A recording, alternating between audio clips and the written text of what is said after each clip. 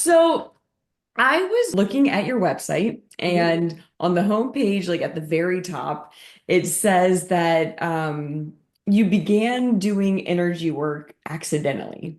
And then it says, ask me about it sometime. Yeah. So, You're Julia, gonna is ask me now a about good it? time? Yeah. Yeah, totally, totally. So, I had a whole other career in the first part of my adulthood. I was a performer and a director and a producer. So I was and arguably successfully. So I had a whole decade where I was working the arts. And was also an alcoholic. You know what I mean? So was very sick, was very, I was living the dream, but it didn't fit, that kind of thing. Like I was doing the thing I thought that I would never get to do, and somehow once I was inside of it, it didn't quite fit. So, was drinking heavily, took myself right up to the edge, and then luckily, like by the grace of something, was able to get sober. And so in the process of getting sober, and I got sober in a pretty like untraditional and ill-advised way, to be honest. And so I was piecemealing together like like how I was getting through the first few months of sobriety. And I was trying to go get acupuncture. Like I wanted to find an acupuncturist because my physical body needed a lot of healing and support. I was trying to go to an acupuncturist, and this place I was trying to go to, there was no availability for the acupuncturist, but they were like, here's our Reiki practitioner. Like she has availability. Why don't you see her? And I was okay, like I don't know the difference here. Even acupuncture to me was a little fringe at that time in my life. And went and had this session with this Reiki healer who's very like, she like was wearing feathers and beads. Like it was like, and I have a lot of respect for her now because she ended up being my teacher. But like there was a character around it, right? And the minute I walked in the door, I was just like, oh, hell no. You know what I mean? Like everything in me that was so resistant was just like, no. Like the feather lady is not going to wave her hands over me for an hour, And I always say that the only reason I stayed was because I was also too much of a people pleaser at that time to like walk out of the room. You know what I mean? Like I was both so resistant to it, and also I was like, I can't insult this woman by walking out of the room. So I was like, all right, well, I'm gonna lay here and let this lady wave her hands over me for an hour. But I felt something, something happened. And I couldn't explain it. I didn't want to believe in it, but something happened. And then I think I went for one more session with her. And at the end of the second session, I was like, I don't know what you're doing, but I want to learn. Mm. And that started it. That was 10 years ago.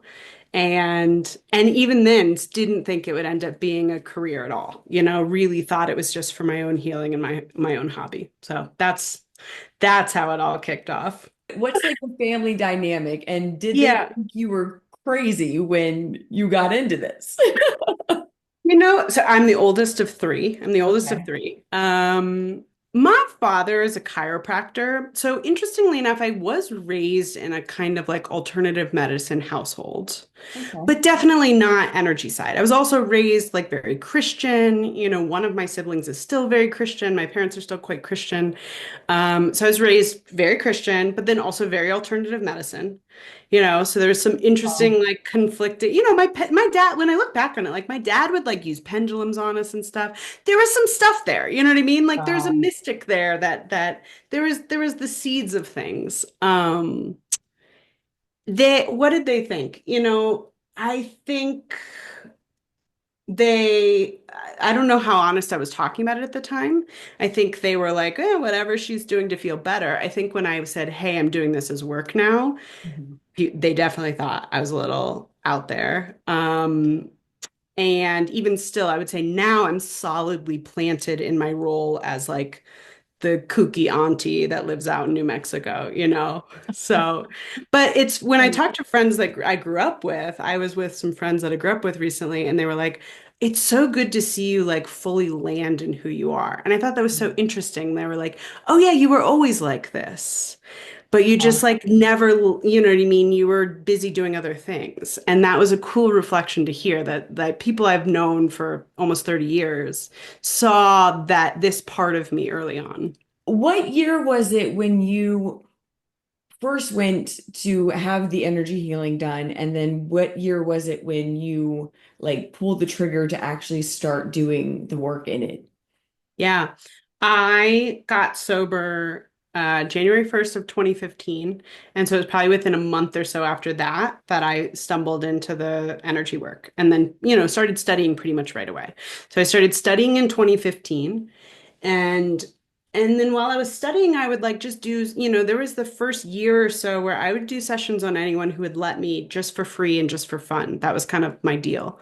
And then at one point, my teacher kind of like tricked me into charging money for a client that she passed off to me because I think she could see that there was a pathway of it, but I was not, you know what I mean? And then it was toward the end of 2016, I moved to Los Angeles. I had been in Chicago, Illinois. That's where this all started. Moved to Los Angeles. Still thought I was moving Los Angeles to pick back up my arts career. Huh. Got to LA though, and within the first month, I was getting all this energy healing work. People heard that I did Reiki and they would ask for a session, and then this person would ask for a session, and then this friend worked at a Pilates studio that wanted to bring on an energy healer. So suddenly I had a gig at a Pilates studio, and so it was like I had moved to LA to get back into the arts, and within the first 2 months, I was like, all the work, all my money is coming from energy work. Wow. Maybe this is the way, and so and within about 6 months of moving to LA, I met someone who was getting ready to or wanted to open their own yoga studio and invited me on to partner with her. And so within 6 months of moving to this new city, I was opening a brick and mortar studio with her. She taught yoga, I would teach meditation, and then I would do energy healing work as well. So it was this very like fast acceleration where like the pieces just kind of landed, and it really felt like in the beginning, at least, I didn't have a choice. I was on the ride. What do you think has been like the most either interesting or surprising or something that's just really stood out, whether that was an experience that you had while like studying or something that you've seen come up with a client? Like you said, when you went in to have the energy work done and you weren't really buying into it, and then you could feel it, that's like a standout moment. Are there any other like big monumental moments that just are, you know what I mean, that you're just gonna take with you for the rest of your life? Like some of those moments where it's like I couldn't forget when that happened if I tried. I mean, like honestly, every week, like almost every day. Truly, that's like I think something that stands out to me about it is it never stops feeling kind of miraculous. Like Mm, I truly feel like I see these like kind of miracle moments regularly now. I think something that really stood out to me too, and especially coming from a religious upbringing, was like I didn't have to believe in the energy work to feel it and to start to see change. And that was really the opposite of what I'd been raised with from religion, was like, you need to believe this in order to start to reap the benefits of it. And the energy said, you can come as skeptical as you need to be. Like, I never felt like I needed to believe in order to start to feel things. And I felt that with a lot of my clients as well. I tend to at times like draw in people who are a bit skeptical, right? They don't believe in it, but also they've tried everything else, right? uh-huh. And I've never seen the energy disappoint in that way. And I think it's actually very healing to people to get to come with skepticism, Mm, right? To get to come with objection and resistance and even rejection at time, and then somehow still be met by something. I think a lot of the teachings, the mainstream new age manifestation spiritual teachings they're not false, but they're like half truths. I talk about a lot how it's a half truth, right? It's like one dimensional. We got like one piece of it, and then we just go like, you got to believe it to see it. You got to believe it to see it. You got to believe it to see it. And people are like, I just got to repeat this sentence over and over again in my brain, and one day I'll. And we're missing the fact that like there's all these dimensions of experience, And I think what we think of as believing, which is usually like that at the front of my conscious mind, I believe in a thing. It's like a fraction of what's actually happening here. So in my experience, I think enough of my soul knew that something different was possible that it could just take over and pull me in the right direction, right? I love And that. I think I'd had, a major crash in my life. I'd just gotten sober, my career was falling apart, that my conscious mind was humbled a bit and was like, okay, I don't know what's going on, so I have to get out of the way. And then it left space for the part of me that knew to take over. And Yeah. I think, like, I think if we're lucky, we get really good at actually getting the mind out of the way intentionally and more gently so that we don't have to have these big life disruptions that kind of knock us out of the way. But it sounds like you know that feeling when you're like, life came, knocked me out of the way. Now my soul gets to drive the bus for a while. And that to me is always where the magic happens. And that it doesn't need our mind to believe in what's happening to take charge. Something you talk about is how intuition is the most powerful force for healing and change. Can you expand on that? When I say the word intuition, when I think of intuition, it kind of comes back to what we were just talking about, is the place where like all of the deep knowing and all the layers of our knowing are like alive and online and available. Mhm. And when we're perceiving from that layer, we there's just so much more possibility that's available. You know what I mean? There's more options for a path forward, even if we've had major trauma or illness or crisis, we're like in an acutely broken moment. Mm, Deeper self, those layers of the intuition and perception, they can still see pathways forward, right? Because I deal with a lot of like major trauma work in people, and the thing that comes up a lot is like in that moment where we're facing off with like a major trauma, the most painful thing for people is like nothing can make that okay. Like what happened to you will never be okay. The only power we have remaining then is what we're going to make of it from this moment forward. And that's where that like intuitive force and that deep perceptive force becomes so powerful because that perceptive force can see how we can navigate forward from here. What is possible from this that we haven't yet seen? What parts of us we were in denial or avoidance of that are ready to come forward through this crisis. Um, and like that's on the healing side, but on a creative level, it's like our industries are operating at like most of the main industries and ways of being in the modern world are, I think, quite primitive, actually. We're operating at like maybe 10 to 20% of what we could be doing because absolutely. we've cut off this huge field of information that we all have access to. Sometimes I swap out the word intuition for like subtle perception, the place where we're able to perceive the invisible information, right? Because I think sometimes people can confuse intuition as just like my personal internal answers rather than a place where like I know things because I'm able to read the invisible data in the room, right? I Mhm. move into rooms and I can read the invisible data and I can even read the invisible data of like larger fields. And so like I have clients sometimes they're like, "How are you so psychic?" I was like, "It's not psychic. I'm reading." And it's just we stopped being taught how to read for many generations. Mhm. And that's really how it feels. Is like if you didn't know how to read and then someone came and held up this page of symbols and communicated ideas from it, you're like, oh my God, it's magic. Just reading.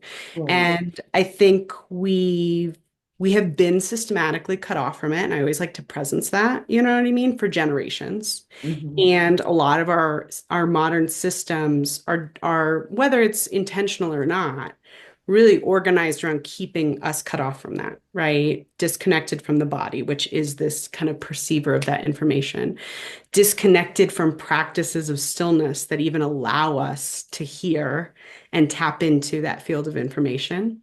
I think for some people, we have to honor like very real traumas and distortions. You know what Mhm. I mean? Mhm.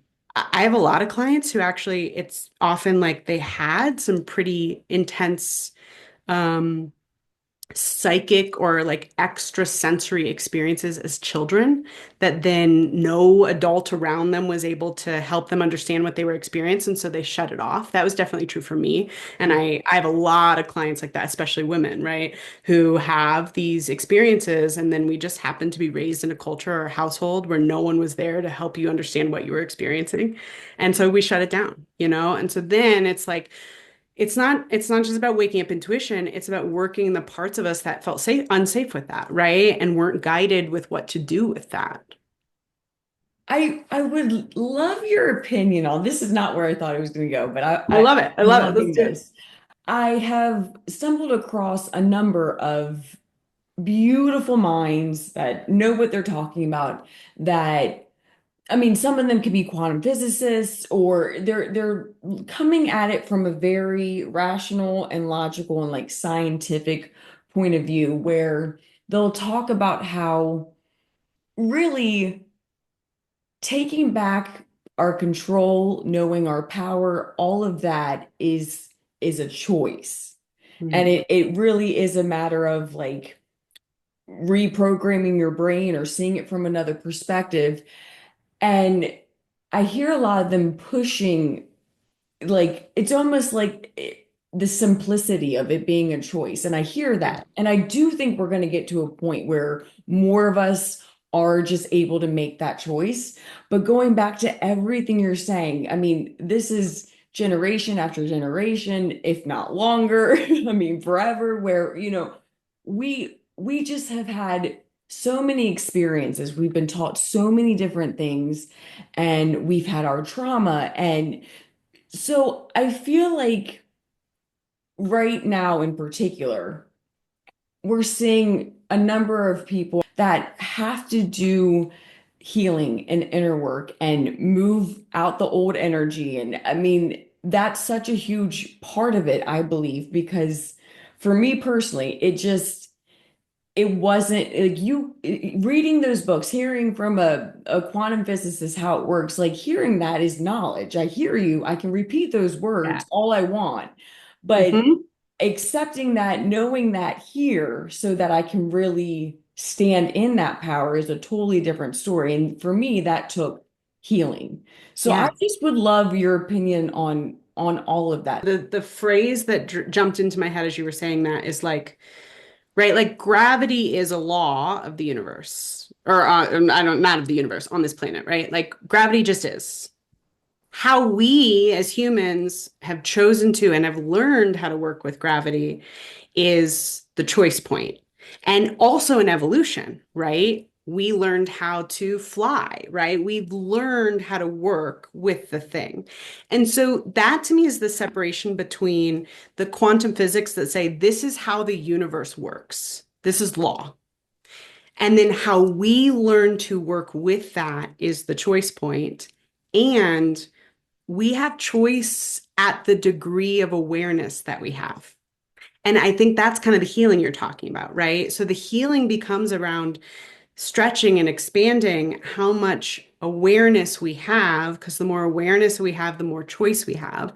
And this is often where you see in the spiritual worlds, there's actually a really like kind of non-loving split that you'll see where people kind of go like, well, life is your choice. And so those who are suffering, they're just not choosing right, you know, Yes. rather than going like they're choosing at their field of awareness.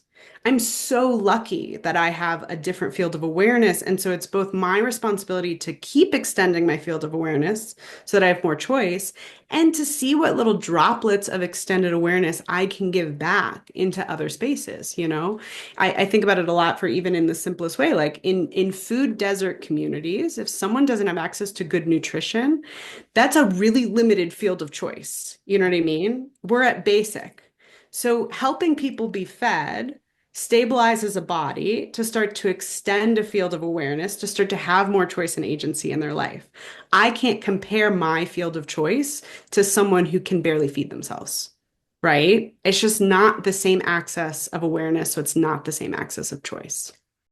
What I feel in it now is like this memory of the me that was before, that was had dreams, right? Felt a sense of connection to something more, but was operating strictly within these lines of like, this is the next goal, this is the next marker of success.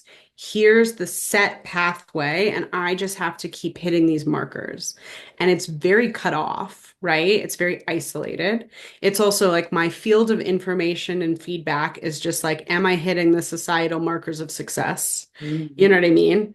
And Mhm. for me, I was, and somehow I was more and more depressed. I was just like, okay, well, this feels really shitty. Like I'm in moments that are objectively successful and I feel dead inside. Mhm. And that kind of breakdown and breakthrough that I had, and when I started working with energy again, suddenly I felt back in a web of life, right? Where now I'm not expecting to be fed by my work or business alone. I'm fed by the tree that I pass on my walk, right? Or this the breeze that blows past me as I'm meditating in the morning, right? I can move through life and there's this like much richer, more expansive field of information, not just information, Mhm. relationship, right? It's the Yeah. soul and everything. And when I'm back in that web, when I'm back in touch with the soul and everything, I have a lot more options for how I get nourished. I have a lot more options for how I get answers and information. I have a lot more options for just how I feel held, Mhm. right? I went through a whole phase where I realized like I was expecting humans to meet me in places that I kind of needed the trees and the mountain to meet me. There were things that my soul needed that I just wasn't going to get from the humans, at least not in that moment. So that soul and everything also then makes my soul come alive and get to take up more space. I would love if we could I want to take a deep dive into energetic architecture. Something I think that I has become unique about my work, and I like to explain to a lot of people because people will get into start exploring these things, and we hear things like Reiki, or we hear things like shamanism, or different specific lineages or practices of energy work, and we can start to think of it in terms of that. Right? This is Reiki and this is this. And what I really experienced was like all of those are just different tools, different doorways to get us back into the energetic field. That's it, right? Energy is energy. Reiki is one interesting tradition of trying to teach us how to remember how to work with energy, right? Same with shamanic practice, same with different channeled energy medicines. So it really became a part of my journey. It was like, I work with all of them. I'll work with whatever paintbrush gets the job done because I'm in the field, right? I want to be in the field and in the energy. And so part of what revealed itself through that was like the field and the energy can come to look like kind of patterns in architecture, right?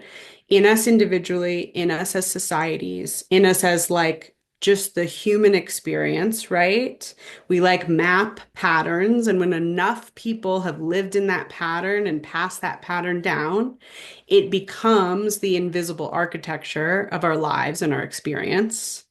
But energy likes to move. Energy likes to move. Energy likes to change and evolve, right?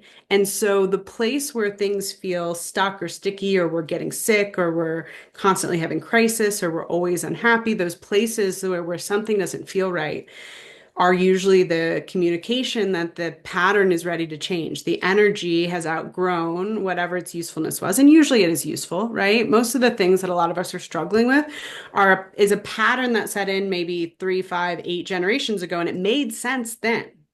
Right. But the pattern got kept down, you know what I mean? And now it's like, oh, I hoard food in my pantry because my Irish ancestors were fleeing famine. It made sense for them. The pattern made sense for them. It doesn't make sense for me. So the energetic architecture says we got to go in and help this energy to move and repattern so that I'm being supported and facilitated by the right patterns for my life and for the evolving expression of who I am. And so, one of the ways I do that is through these weekly group sessions where I started to find that a lot of these they're very personal to us, but they're also shared. A Mm. lot of where there's some. themes of repatterning that Yes. are trying to happen in people right now. And the cool thing with energy is that, like, when we do it together, it amplifies the impact, Mm. right? So when I get a group of 10 or 20 or 50 people in a room and we work a pattern, every person actually gets an amplified experience of that energy work because we're not just working it in ourselves, we're working the collective waters that we've been swimming in and that have been reinforcing those patterns, you know? So, like, things like betraying our health in the name of productivity. Mm. Super common pattern, right? Uh-huh. It started long ago, long before us, reinforced by the culture in so many ways. But a lot of people are starting to break out of that. A lot of people are being like, hey, it's not working anymore. We're too sick. We're too depressed. Mm. We work it together and we install this new um, grid of understanding in our being so that we can start living into the new way. I just would love your opinion on like just where you think we're at in this process of Yeah. making the new. You know, something that I've seen over and over again, both in my own body through my healing journeys, many, and all the clients, is that like it only comes to the surface because enough of us knows we're ready for change. And the body knows it has the resources to start to move and release this. This is just how the body works. This is true with physical illness, it's true with emotional and psychological stuff. Like when the thing arises, it's actually the sign that we're way closer to healing than we've ever been before. Enough of us is ready. So it's confusing because it's all this shit hits the fan and we go, oh my God, what's happening? But what's actually been going on is there's been all this rearranging happening under the surface, all this repatterning. There's been this deep subconscious rearranging.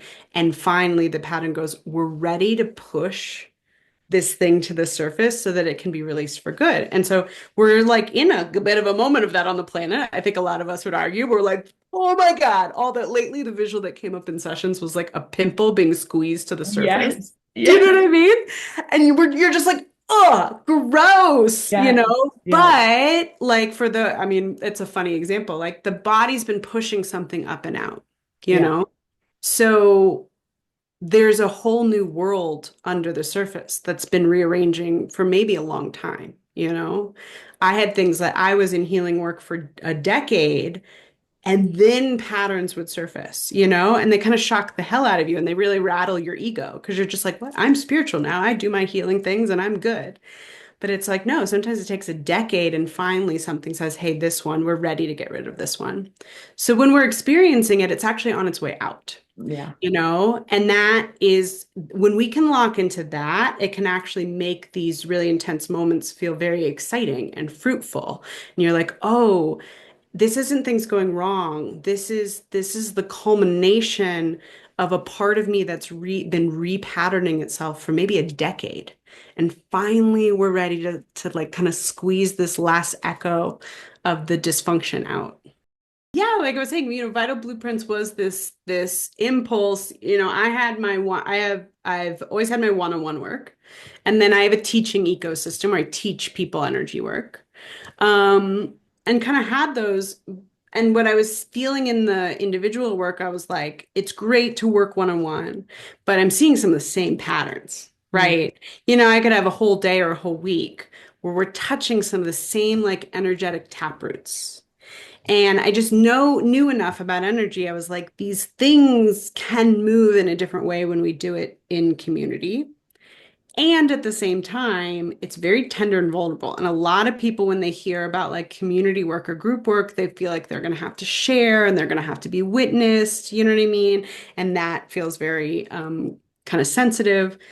And so I wanted a way to one, make the energy work more accessible, right? If it's in group format, it's financially more accessible to be able to move some of these bigger patterns, and to be able to create some anonymity for people, some just like a personal space. And so that was how Vital Blueprints was born. It's like you get to show up on Zoom. You can be camera on or camera off if you want, right? So if you don't want to be seen at all, We usually do like a little 10-minute check-in. So if people want to drop in things that are circling for them, they can, but we're not processing, right? And that's the biggest thing for a lot of my energy work is like we don't have to talk this out. We really can take a break from the words and from the forward mind because the energy knows what we need. That's really the premise of that session. The energy knows what we need. We're coming in with some intentions or even requests, I say. I'm like, what's your petition to the energy? You're like, hey, I need help with this. It's like a beautiful way to come to that field. But then we get to let go and be like, if I knew how to fix this, I already would have fixed this. So I'm going to let the energy field and the collective energy field move some things. I think it's become one of my favorite things I've offered in the 10 years that we've been doing this because Wow. we're seeing how it's this layered repatterning. People have been coming every week. And so week by week, we're working a layer and then we're working another layer, we're working another layer.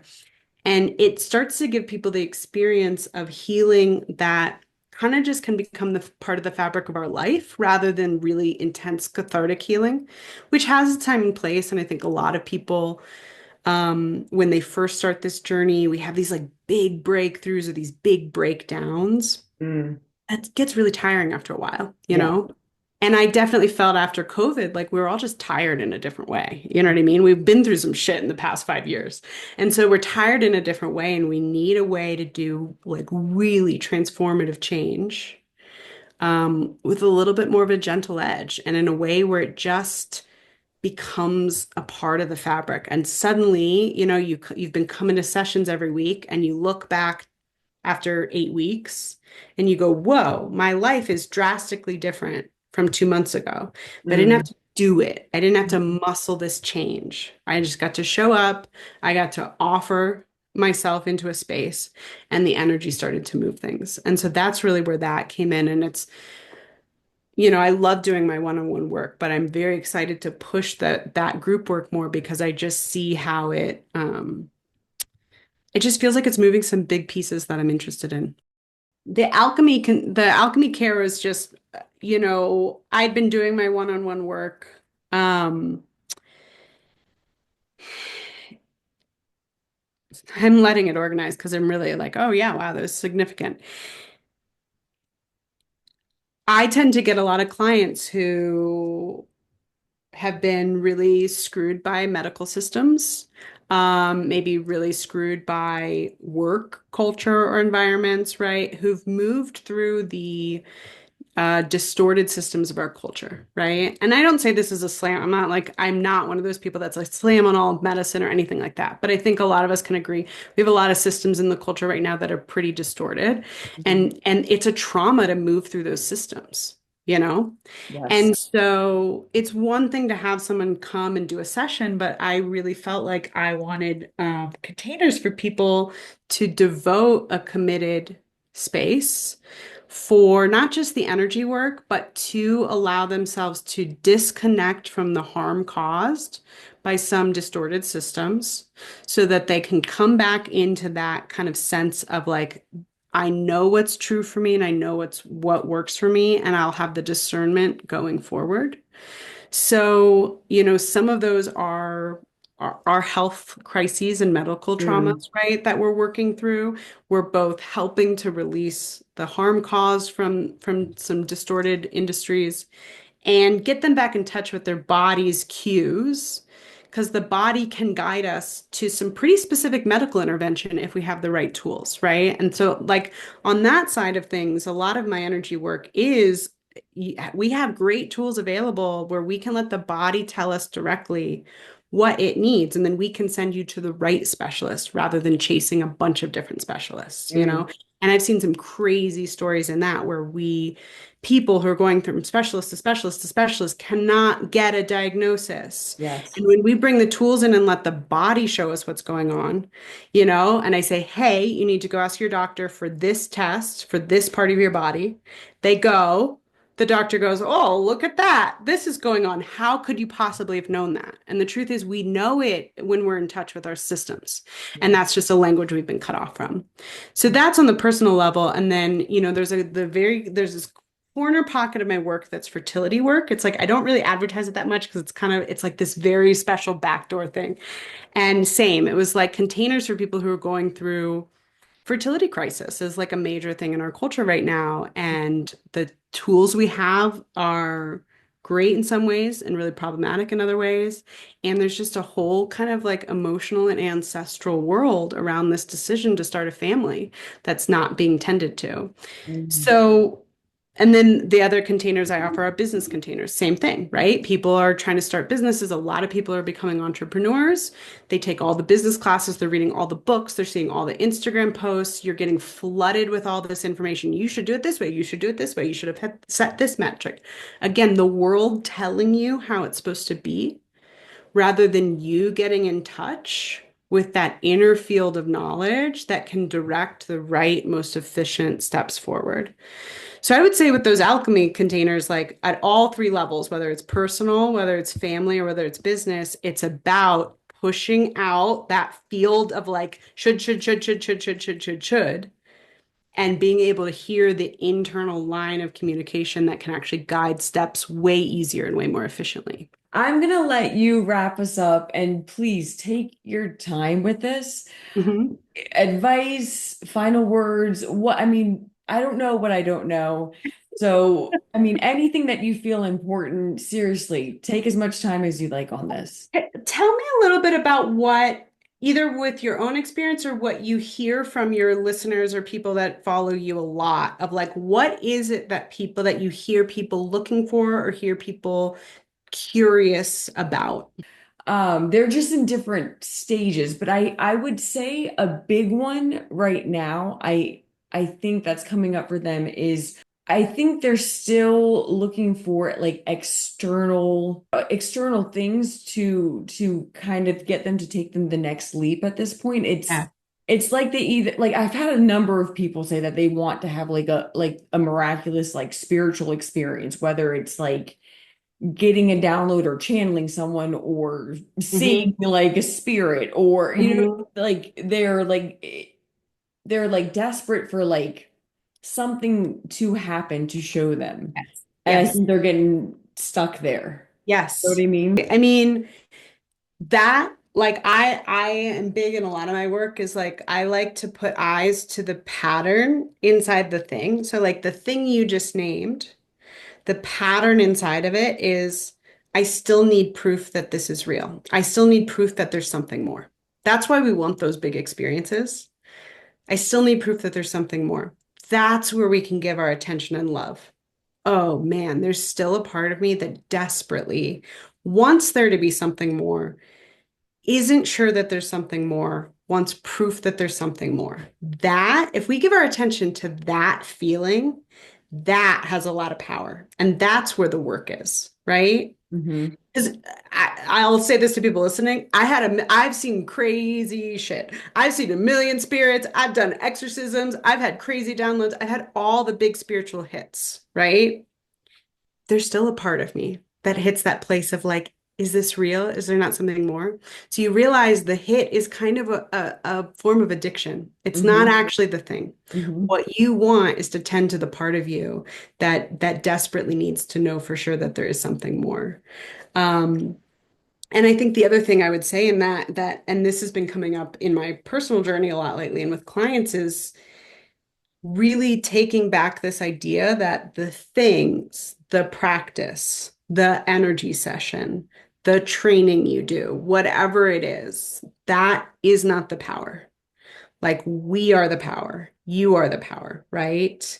I am Reiki, right? The Yes, Reiki training I did was there to help me remember I am Reiki. that's You right. understand? The training you do is to remind you you have the power. And as long as you use those tools as reminders that you are it, then they're beautiful. But the minute we get hooked on it as the source of the power, Yes. we're once again just giving ourselves away to the world. And that's the very thing that you don't want to be doing anymore because that's what got you started on this journey, right? You got Right. started on this journey because you went, wow, I've given all my power away to the world. It failed me.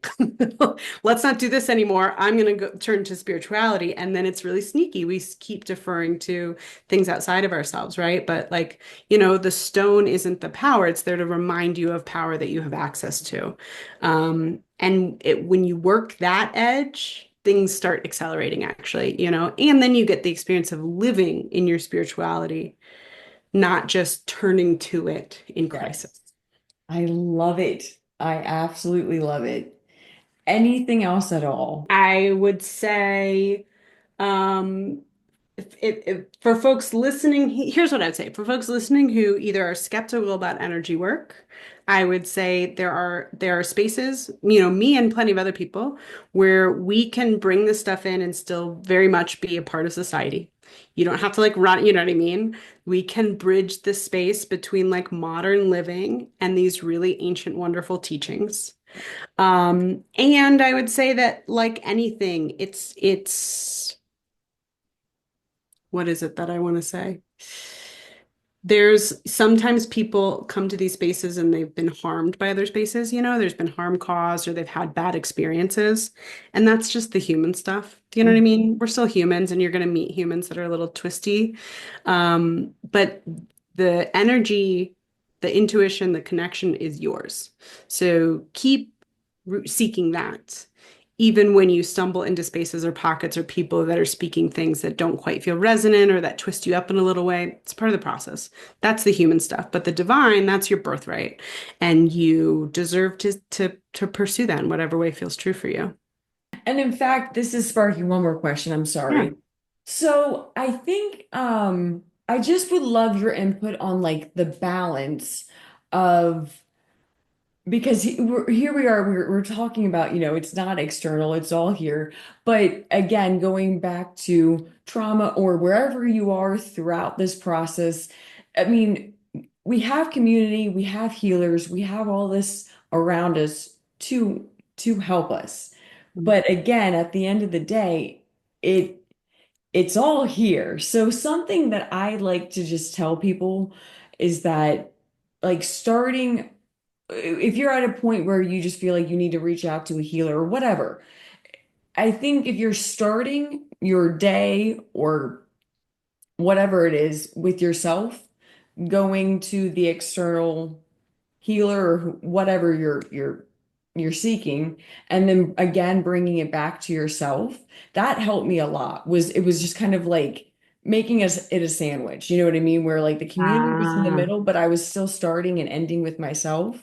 Mhm. What do you think about that, or do you have like any other advice so that people can kind of like balance that line between using the help that we have around Yeah. us but also using ourselves? I mean, what comes to mind, it's funny because I would have, I've found like, I started out and I was getting a lot of help and support from outside of myself when I started my journey. And then I went through a period where it was like, I couldn't get a healer or a teacher to save my life. And when I would meditate on it, the energy was like, you are the teacher right now, right? And I had to go through a season where I had to do it myself because they wanted me to have that. And then coming out of that, it allows me to use healers and teachers from a place of like loving addition rather than need. You know what I mean? And it allows a lot of discernment where I can be held by imperfect healers and teachers now because I have my own internal discernment. That was a big one for me because I went through a phase where I really needed them to be perfect. And when they showed any flaw, I was like, oh, and then you're just like, okay, they're human. And also, if I'm expecting that from you, I'm definitely holding myself to that accord, and that's not fair for me either. And I don't want my clients expecting me to be perfect. That is too much on me. So I love the way you frame that of like self, community, self. I often too will check in. There's two places where I enjoy using external support. One, am I really destabilized around something in a way that I need someone to just hold some containment Mm, while I reestablish my own containment, right? I'm Hmm. not relying on you, but I am asking you to hold me because I just got shook. I don't know what's what right now. I can't hold it. So I'm going to bring you in to hold it while I reestablish my own internal containment.